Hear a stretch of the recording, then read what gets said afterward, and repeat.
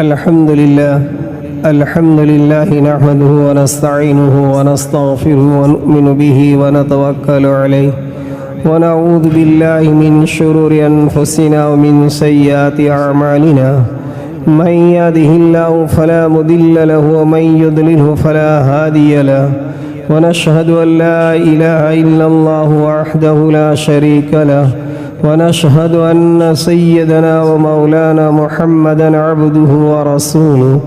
أرسله بالحق بشيرا ونذيرا وداعيا إلى الله بإذنه وسراجا منيرا وصلى الله تعالى عليه وعلى آله وصحابه وبارك وسلم تسليما كثيرا أما بعد فقد قال الله سبحانه وتعالى في الكلام المجيد والفرقان الحميد أعوذ بالله من الشيطان الرجيم بسم الله الرحمن الرحيم ولنبلونكم بشيء من الخوف والجوع ونقص من الأموال والأنفس والثمرات وبشر الصابرين الذين إذا أصابتهم مصيبة قالوا إنا لله وإنا إليه راجعون أولئك عليهم صلوات من ربهم ورحمة وأولئك هم المهتدون. وعن عبادة بن صامت رضي الله تعالى عنه قال رسول الله صلى الله عليه وسلم من أحب لقاء الله أحب الله لقاءه ومن كره لقاء الله كره الله لقاءه. وعن جابر رضي الله تعالى عنه عن النبي صلى الله عليه وسلم قال ثلاث من كن فيه يسر الله حتفه وأدخله جنته رفق بالضعيف وشفقة على الوالدين وإحسان إلى الملوك. صدق الله العلي العظيم وصدق رسوله النبي الأمي الكريم. بزرگان محترم، گزشتہ جمعہ اس بات پر بات چل رہی تھی کہ اللہ رب العالمین نے دنیا کو دارالامتحان بنایا ہے، آزمائش کی جگہ بنائی ہے، اور حق تعالی شانہ و عم نوالہ انسان کو دنیا میں چند چیزوں سے آزماتے ہیں. ذکر کیا گیا تھا کہ اللہ فرماتے ہیں کہ وَلَنَبْلُوَنَّكُمْ بِشَيْءٍ مِّنَ الْخَوْفِ وَالْجُوعِ وَنَقْصٍ مِّنَ الْأَمْوَالِ، کہ کبھی اللہ تعالیٰ خوف سے، کبھی ڈر سے، کبھی بھوک سے، کبھی مال کی کمی سے اور کبھی جان کی کمی سے انسان کو موت دیکھ کر آزماتا ہے. تو یہ دنیا جو ہے یہ دارالامتحان اور آزمائش کی جگہ ہے. اب بات چل رہی تھی آخر میں آ کر موت پر کہ موت کیا چیز ہے. تو یہ موت جو ہے یہ اللہ رب العالمین کے پاس جانے کا اور اللہ کے پاس ملاقات کا بہترین ذریعہ ہے. اور اللہ رب العالمین نے موت میں کئی حکمتیں ہی رکھی ہیں، اس لیے کہ خود حق تعالی شانہ و عم نوالہ نے موت کو پیدا کیا ہے. الذی خلق الموت والحیات، کہ وہ ذات اللہ رب العالمین کی ہے کہ جس نے موت اور زندگی کو پیدا کیا ہے. تو جب رب العالمین نے موت اور زندگی کو پیدا کیا ہے تو یقیناً موت کے اندر بھی بڑی حکمتیں ہیں. لیکن عام طور پر جب لفظ موت ہوتا ہے اور موت کا نام لیا جاتا ہے تو انسان طبی طور پر بہت گھبراتا ہے اور ڈرتا ہے اور ایسا لگتا ہے کہ اس کو مرنا ہی نہیں ہے. اور اس کی وجہ یہ ہوتی ہے کہ موت کی جب تیاری نہیں ہوتی ہے اور موت کے بعد کی زندگی کی تیاری نہ کرنے کی وجہ سے آدمی کو گھبراہٹ معلوم ہوتی ہے کہ میں مر جاؤں گا تو اب کیا ہوگا. حالانکہ موت تو بہت بڑی عمدہ اللہ کی رحمتوں کو، اللہ کی انعامات کو، اللہ کی فضل کو، اللہ کی نوازش کو پانے کا ذریعہ ہے. جیسے کہا گیا تھا کہ مومن کے لیے تو موت تحفہ ہے. جیسے کوئی آدمی کسی کو تحفہ دیتا ہے، ہدیہ دیتا ہے، بخشش دیتا ہے تو وہ آدمی خوش ہوتا ہے. اسی طریقے سے مومن کو چاہیے کہ جب موت آئے تو خوش ہو، لیکن خوش اس وقت ہو سکتا ہے جب کہ موت کے بعد کی تیاری کی ہو. اور اللہ رب العالمین نے جب موت کو پیدا ہی کیا ہے تو رب العالمین کی بڑی حکمت ہے. اور موت ہے کیا اور موت میں حکمت کیا ہے اس کو کچھ آج سمجھ لیں ہم. موت یا تو یہ ہے کہ انسان کے اندر کا اور انسان کے اندر سے باہر جو سانس جاتا ہے وہ آتا ہے یہ بند ہو جائے تو کسی نے کہا کہ اس کا نام موت ہے. یا دل کی ہے جو انسان کا دل ہے اندر کی طرف بائیں طرف جب وہ دل بند ہو جاتا ہے، دل کی دھڑکنیں بند ہو جاتی ہیں، دل کی حرکت بند ہو جاتی ہے تو اس کا نام موت ہے۔ یا یہ ہے کہ جو رگوں کے اندر خون دوڑتا ہے، یہ خون رگوں میں دوڑنا اور خون رگوں میں سرایت کرنا اور خون رگوں کے اندر چلنا بند ہو جائے تو اس کا نام موت ہے۔ اسی لیے کبھی سانس بند ہو جانے سے موت واقع ہو جاتی ہے، کبھی ایٹک سے موت بند ہو جاتی ہے، کبھی خون کے موٹے اور جادے ہونے کی وجہ سے موت واقع ہو جاتی ہے۔ تو یہ موت ہے۔ موت میں حکمتیں کیا ہیں؟ تو موت کے اندر بہت بڑی رب العالمین کی طرف سے حکمتیں ہیں۔ ایک تو حکمت اللہ رب العالمین کی جانب سے یہ ہے کہ دنیا کو اللہ رب العالمین نے دارالجزا نہیں بنایا، یعنی یہاں پر اچھے اور برے کا بدلہ ملے، یہ دنیا نہیں ہے، بلکہ دارالجزا بدلہ جو بنایا ہے وہ اللہ رب العالمین نے آخرت کی زندگی کو بنایا ہے۔ کیونکہ دنیا کے اندر جو آدمی جو عمل کرے اس کا 100% اس کو بدلہ ملے یہ ضروری نہیں ہے۔ کبھی فاسق فاجر ہوتا ہے، گنہگار ہوتا ہے، اللہ کی نافرمانیوں میں اور اللہ کی معصیتوں میں مبتلا ہوتا ہے اور ظاہری طور پر اللہ کی طرف سے اس پر انعامات ہوتے ہیں، نعمتیں ہوتی ہیں، وہ مال کے اعتبار سے بھی خوش اور نعمتوں کے اعتبار سے بھی خوش، اولاد کے اعتبار سے بھی خوش اور صحت اور تندرست کے اعتبار سے بھی خوش اور جوانی کے اعتبار سے بھی خوش، گویا کہ اللہ کی نافرمانی کے باوجود اللہ اس کو اتنی نعمتیں دیتا ہے اور اتنی چیزیں دیتا ہے کہ گویا اس کی نافرمانیوں میں اور اضافہ ہوتا ہے۔ اور ایک آدمی نیک ہوتا ہے، فرما بردار ہوتا ہے، مطیع ہوتا ہے، اب وہ آدمی آزمائشوں میں مبتلا ہوتا ہے، کبھی بیماریوں میں، کبھی غربت میں، کبھی ضرورتوں میں، کبھی محتاجگی میں،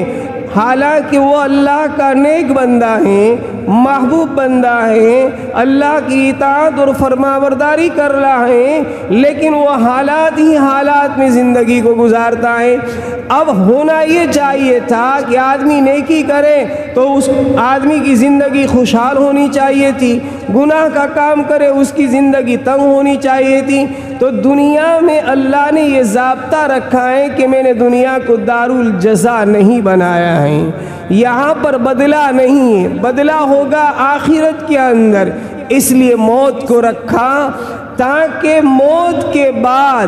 ہر ایک انسان کو اپنے کیے ہوئے کا پورا کے پورا بدلہ ملے گا۔ جو گنہگار ہوگا اس کو جہنم کی شکل میں ملے گا اور جو نیک کار ہوگا اس کو جنت کی شکل میں ملے گا۔ اس لیے اللہ رب العالمین نے بدلہ دینے کے لیے، جزا دینے کے لیے، اچھے لوگوں کو اچھا بدلہ دینے کے لیے اور نافرمانوں کو ان کا بدلہ دینے کے لیے موت رکھا۔ اور دوسری موت کی حکمت یہ ہے کہ دنیا میں آبادکاری باقی رہے، آبادیاں باقی رہے، موت سے یاد رہے، فنا نہیں ہوتا۔ اس لیے کہ اگر دنیا کے اندر موت نہ ہوتی اور صرف زندگی ہی زندگی ہوتی تو دنیا میں انسان رہ ہی نہیں سکتا۔ اس لیے کہ حضرت آدم سے لے کر تا قیامت تک کا انسان اگر دنیا میں آتا تو دنیا میں چلنے کی بھی جگہ نہ رہتی، اس لیے اللہ رب العالمین نے موت رکھی۔ چنانچہ روایتوں میں آتا ہے کہ ایک مرتبہ حق تعالی شانہ وعم نوالہ نے حضرت آدم سے لے کر قیامت تک کے پیدا ہونے والے انسانوں کی صورتوں کو فرشتے کے سامنے رکھ دیا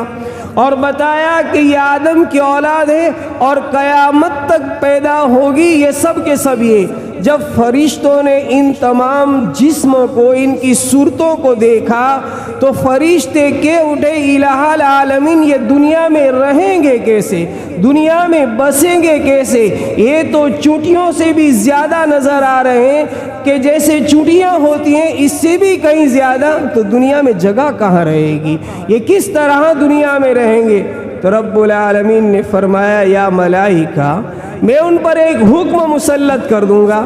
اور اس حکم کی بنا پر ہوگا یہ کہ ہر اگلا جو ہے یہ آئے گا اور پچھلا جائے گا،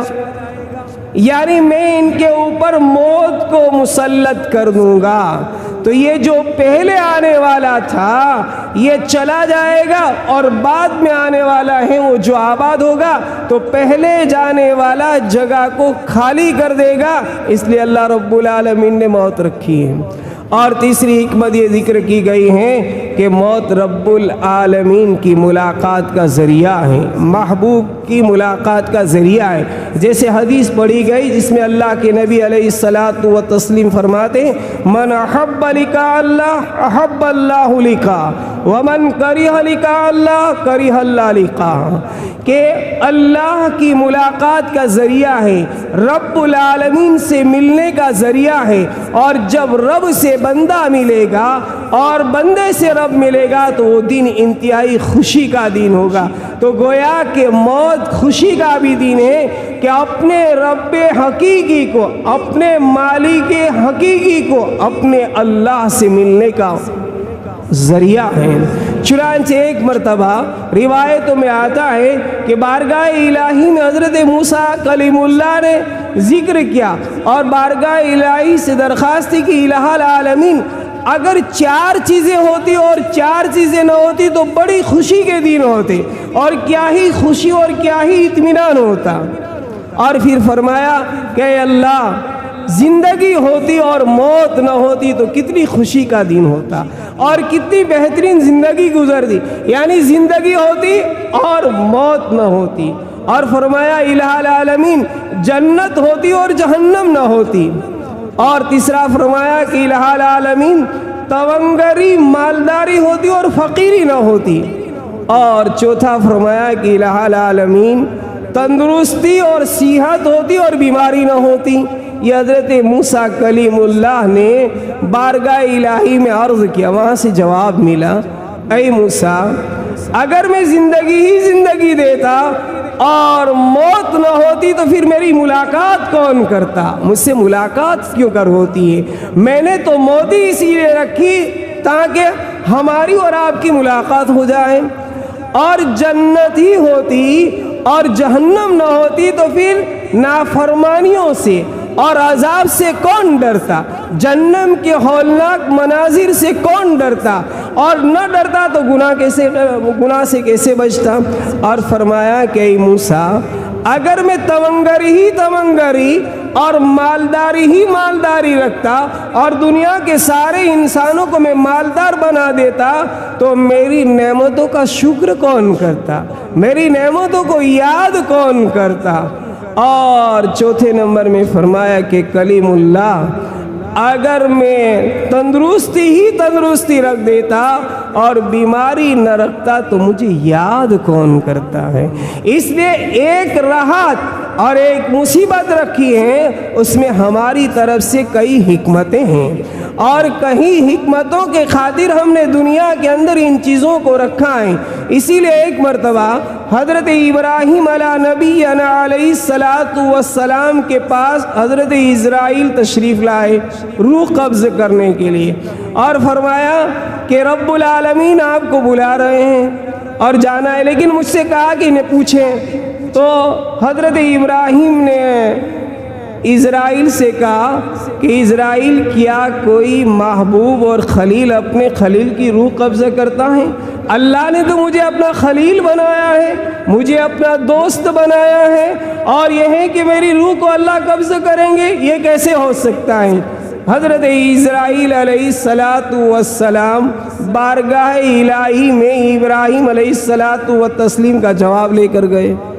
اور کہا کہ آپ کا خلیل یہ کہہ رہا ہے کہ اللہ نے مجھے محبوب بنایا، اپنا پیارا دوست بنایا، اور اللہ میری روح کو قبض کرنا چاہتا ہے اور مجھے موت دینا چاہتا ہے۔ تو حق تعالی شانہ و عم نوالہ نے حضرت اسرائیل سے کہا کہ جا کر کہو ان کو کہ کیا کوئی محبوب سے ملنا نہیں چاہتا، کوئی دوست اپنی دوست کی ملاقات کرنا نہیں چاہتا ہے؟ حضرت اسرائیل تشریف لائے اور حضرت ابراہیم سے کہا کہ اللہ کا فرمان ہے کہ اللہ نے جب آپ کو محبوب بنایا، اپنا دوست بنایا، تو اللہ آپ کی ملاقات کرنا چاہتے ہیں، تو کیا آپ اللہ کے دوست ہیں تو اپنے دوست یعنی اللہ سے ملنا نہیں چاہتے؟ حضرت ابراہیم نے کہا چلو جلدی کرو، اس لیے کہ محبوب کو تو محبوب کی ملاقات چاہیے نا۔ تو حضرت ابراہیم علیہ السلام نے حضرت اسرائیل سے کہا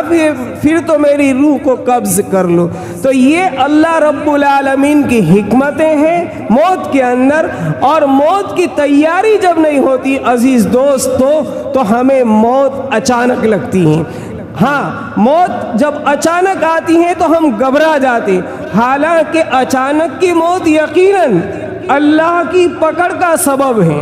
اللہ کے غصے کا سبب ہے، لیکن کن کے لیے وہ دیکھنا ہے۔ اچانک کی موت سے حدیث میں پناہ مانگنے کا حکم دیا گیا کہ اچانک کی موت آئے اس سے تم پناہ مانگو، لیکن کیسے لوگوں کے لیے؟ تو فرمایا اغزۃ الآصف کہ غضب کی پکڑ اور اللہ کی ناراضگی پکڑ جو ہے وہ اچانک انسان کو موت دے دینا ہے، لیکن ان لوگوں کے لیے جو کافر ہیں، جو فاجر ہیں۔ ورنہ روایتوں میں یہ ہے کہ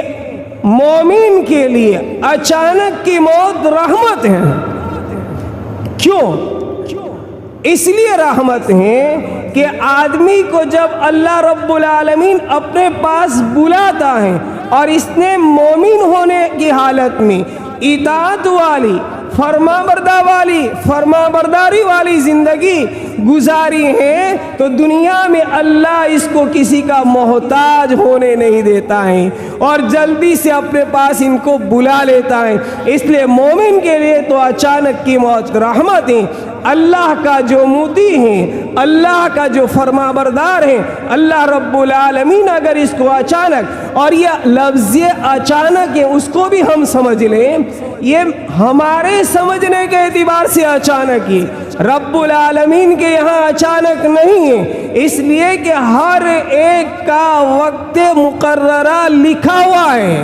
اور رب العالمین نے جو وقت لکھا ہوا ہے اس میں خود قرآن کہتا ہے اذا جاء اجلهم لا يستاخرون ساعة ولا يستقدمون، کہ رب العالمین کی طرف سے وقت مقرر آ جاتا ہے تو ایک ساعت، ایک سیکنڈ بھی انسان کی زندگی نہ آگے ہو سکتی ہے اور نہ انسان کی زندگی پیچھے ہو سکتی ہے۔ جو وقت متعین لکھا ہوا ہے مین و ان، اسی وقت اس کی روح کو اللہ تعالیٰ قبض کرنے کا فرشتوں کو حکم دیتے ہیں۔ اس لیے رب العالمین کے لیے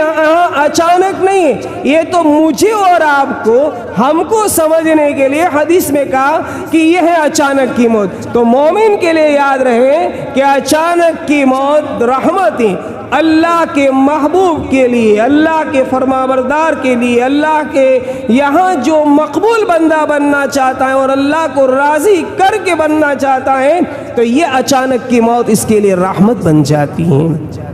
اب موت ہی کا تذکرہ ہے تو اللہ رب العالمین اپنے محبوب بندوں پر موت کو بہت آسان کر دیتے، اور جو انسان نافرمان ہے، اللہ کی معصیت میں زندگی گزارتا ہے تو اس پر بہت موت سخت ہو جاتی۔ چنانچہ روایتوں میں آتا ہے کہ جب اللہ رب العالمین کی یہاں سے حکم ہوتا ہے ایسے آدمی کی روح کو قبض کرنے کا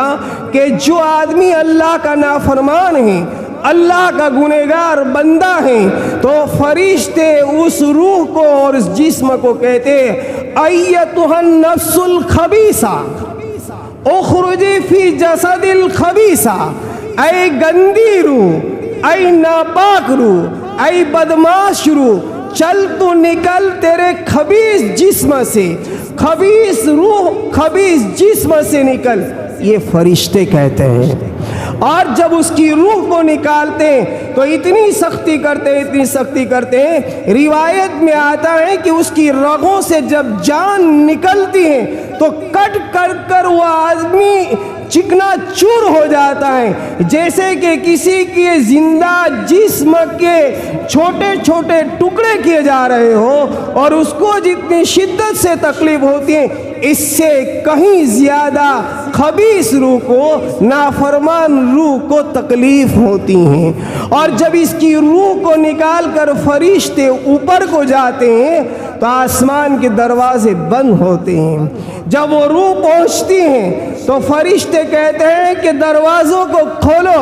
تو ان فرشتوں کو آسمان کے اوپر رہنے والے فرشتے کہتے ہیں کون ہیں؟ تو کہا کہ فلاں ابن فلاں ہیں۔ تو وہاں سے جواب ملتا ہے کہ یہ تو بڑی خبیث اور گندی روح تھی، اس کو تو تم سجین میں ڈال دو۔ اور سجین ایک اللہ کا بہت بڑا قید خانہ ہے، جس کو قرآن نے کہا وما ادراک ما سجین کتاب مرقوم، کہ اب اس روح کو اوپر جانے ہی نہیں دیتے، نیچے پھینک دیے جاتی ہیں۔ اور جب پاکیزہ روح ہوتی ہیں، نیک روح ہوتی ہیں، تو روایتوں میں آتا ہے کہ ملک الموت علیہ السلام کے ساتھ 4 فرشتے آتے ہیں، اور یہ چاروں فرشتے اس کے جسم کو آہستہ آہستہ نرم نرم ہاتھوں سے دباتے ہیں تاکہ روح کے نکلنے کے اندر کوئی تکلیف نہ ہو۔ اور فرشتے کہتے ہیں ایتھا النفس الحمیدہ اخرجی فی جسد الحمیدہ،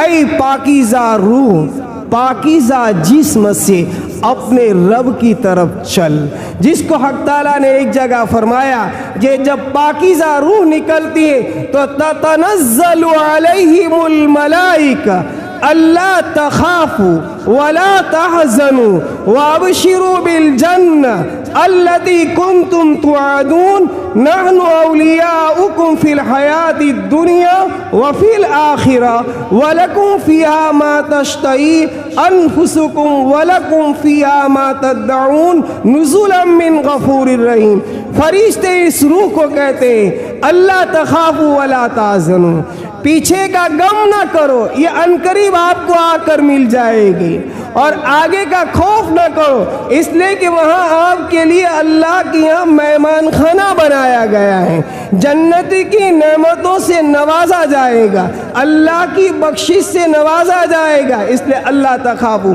خوف کرنے کی ضرورت نہیں، پیچھے والوں کا کیا ہوگا اور کیا کریں گے اس کا غم نہیں کرنا، چند دنوں کے بعد وہ بھی تمہارے پاس آ جائیں گے، اس لیے غم کی بات نہیں۔ آگے ہولناک جو تم نے موت کے مناظر میں عذاب سنے تھے، تو اس عذاب سے تمہیں خوف اور ڈر کی ضرورت نہیں۔ اب یہ ہے کہ موت کس پر آسان ہو جاتی ہے اور موت کیسے اللہ تعالیٰ آسان کرتے ہیں۔ تو ایک حدیث میں اللہ کے نبی علیہ السلام نے ارشاد فرمایا ثلاث من کن فیہ یسر اللہ حتفہ وادخلہ جنتہ، کہ جس کے اندر 3 صفتیں ہوگی اللہ تعالیٰ اس سے 2 وعدے کرتے ہیں۔ ایک بہت بڑا وعدہ تو یہ ہے کہ اللہ تعالیٰ موت کے وقت تو اس کی موت کو آسان کر دیتے ہیں، اور دوسرا وعدہ اللہ یہ فرماتے ہیں کہ جب اس کا انتقال ہو جاتا ہے اللہ اس کو سیدھا جنت میں داخل کر دیتے ہیں۔ جو کوئی بندہ اپنے اندر 3 صفات کو پیدا کر لے، 3 عادتوں کو اپنی زندگی کا الہی عمل بنا لے، یعنی زندگی کا ایسا عمل بنا لے کہ کبھی زندگی کے اندر وہ عمل چھوٹے نہیں، تو پیارے نبی نے فرمایا یسر اللہ حتفہ وادخلہ جنتہ، اللہ موت کو آسان کر دیں گے اور جنت میں داخل فرما دیں گے۔ اور 3 چیزیں کیا ہیں مختصراً سمجھیے۔ ایک تو فرمائے رفق بالضعیف، کمزوروں کے اوپر نرمی کرنا، کمزوروں پر مہربانی کرنا، کمزوروں پر رحم کرنا۔ اب چاہے وہ کمزور کسی بھی اعتبار سے ہو، دینی اعتبار سے ہو، دنیاوی اعتبار سے ہو، مال کے اعتبار سے ہو، ظاہری جسم کے اعتبار سے ہو، عقل و فہم کے اعتبار سے ہو، سمجھداری کے اعتبار سے ہو، اس میں جو کمزوری ہے اور اس کے مقابل اللہ نے ہم کو کچھ طاقت دی ہے، کچھ سمجھداری دی ہے، کچھ ہوشیاری دی ہے، تو ایسے کمزوروں پر نرمی کا کرنا۔ آدمی کے سامنے کوئی بے وقوف جیسی حرکت کر رہا ہے اور وہ سمجھتا نہیں ہے، نادانی کا کام کر رہا ہے، تو یہ سمجھے کہ بیچارے میں عقل کم ہے، مجھے اس کو سمجھانا چاہیے، پیار اور محبت سے اس کو سمجھا کر اس احمقانہ بے وقوفانہ حرکت سے اس کو روک دینا، یہ ہے نرمی۔ کوئی جسم کے اعتبار سے لاغر اور کمزور ہیں اور بوجھ لے جا رہا ہے، اس کی مدد کر دینا، اور لاری کو کھینچ رہا ہے، کوئی بڑا بوجھ اٹھا رہا ہے اپنے اوپر اور اس سے اٹھتا نہیں تو نرمی کر کے اس کی خدمت کر دینا۔ کوئی دنیاوی اعتبار سے مال نہیں ہے اور اس کو اشد ضرورت ہے، وہ بیمار پڑا یا گھر میں فقر و فاقہ چل رہا ہے، اس کے ساتھ نرمی کا معاملہ کر دے اور کچھ ان کو دے دے، تو حق تعالی شانہ و عم نوالہ کی طرف سے نقد انعام یہ ملے گا کہ اللہ اس کے لیے موت کو آسان کر دے۔ دوسرا آپ نے فرمایا شفقت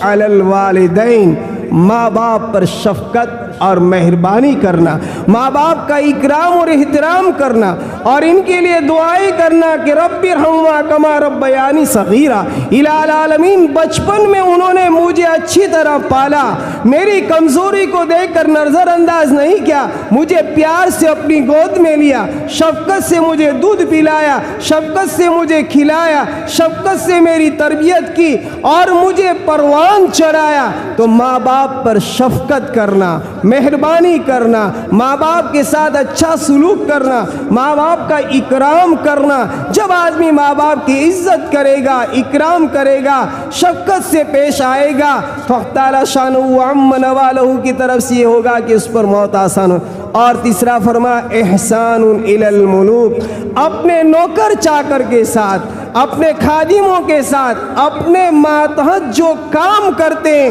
ان کے ساتھ اچھا سلوک کرنا۔ جب بندہ اچھا سلوک کرتا ہے اپنے ماتحتوں کے ساتھ، اللہ رب العالمین موت کے وقت اس کے ساتھ نرمی کا معاملہ فرماتے ہیں اور موت کے وقت اللہ رب العالمین اس کی روح کو آسانی سے نکال دیتے ہیں۔ تو عزیز دوستو، جو اچانک کی موت ہے تو یاد رہے مومن کے لیے رحمت ہے، اور موت کے تذکیروں سے اور موت سے گھبرانا نہیں چاہیے بلکہ کثرت سے موت کو یاد کرنا چاہیے۔ آدمی جب کثرت سے موت کو یاد کرتا ہے تو دنیا کی لذت والی چیزیں، عیاشی والی چیزیں، عیش و عشرت والی چیزوں سے آدمی کا دل کم ہو جاتا ہے اور آخرت کی طرف لگ جاتا ہے۔ اس لیے پیارے آقا صلی اللہ علیہ وسلم نے فرمایا اکثروا ذکر ہذہ اللذات، اکثروا ذکر ہذہ اللذات، کہ لذتوں کو توڑنے والی چیز کو کثرت سے یاد کیا کرو۔ اور پھر فرمایا کہ لذت کو، عیش و عشرت کو کثرت سے یاد کرو گے موت کو تو یہ عیش و عشرت بھی چھوٹ جائے گا، یہ راحت آرام بھی چھوٹ جائے گا، اور دل ہی دل میں خیال آئے گا کہ ایک نہ ایک دن اس کو مجھے چھوڑ کر آخرت کی طرف جانا ہے، تو آدمی آخرت کی تیاری کرنے لگے گا۔ حق تعالی شانہ و عم نوالہ ہم سب کو آخرت کی تیاری کرنے کی توفیق نصیب فرمائے۔ وآخر دعوانا الحمدللہ رب العالمین۔